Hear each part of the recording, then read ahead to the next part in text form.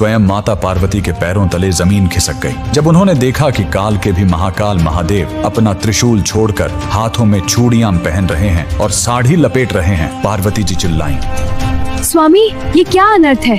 आप स्त्री का रूप क्यों धर रहे हैं? महादेव की आंखों में आंसू थे। उन्होंने धीमे स्वर में कहा, गौरी, आज मेरी एक बेटी मौत और जिंदगी के बीच झूल रही है। उसकी माँ बाढ़ में फंसी है और उसे इस वक्त सिर्फ अपनी माँ की जरूरत है। जी हाँ, महादेव एक औरत बनकर एक गर्भवती महिला की डिलीवरी कराने पहुंचे थे। आखिर वो भक्त कौन थी जिसने महादेव को दाई बनने पर मजबूर कर दिया? यह कहानी है दक्षिण भारत की रत्नावती नाम की एक परम शिव भक्त की। वह गर्भवती थी, समय निकट था। उसने अपनी माँ को बुलवाया था, लेकिन तभी कावेरी नदी में भयानक बाढ़ आ गई। उसकी माँ नदी के उस पार फंस गई। इधर रत्नावती को प्रसव पीड़ा शुरू हो गई। आधी रात, बिजली की कड़क, चारों तरफ सन्नाटा, घर में कोई नहीं। वो दर्द से तड़प रही थी और बस एक ही नाम पुकार रही थी, हे महादेव, हे मेरी माँ, मेरी रक्षा करो। कैलाश पर महादेव का आसन डोल गया। माँ पहुँच नहीं सकती थी, इसलिए महादेव ने स्वयं उसकी माँ का रूप धरा। अचानक रत्नावती के घर का दरवाजा धीरे से खुला। सामने उसकी माँ खड़ी थी। उस माँ ने रत्नावती का सिर अपनी गोद में रखा, उसे सहारा दिया, एक कुशल दाई की तरह उसके बच्चे का जन्म करवाया। पूरी रात महादेव एक औरत बनकर अपनी बेटी की सेवा करते रहे। उसे खाना खिलाया, लोरी गाकर सुलाया। सो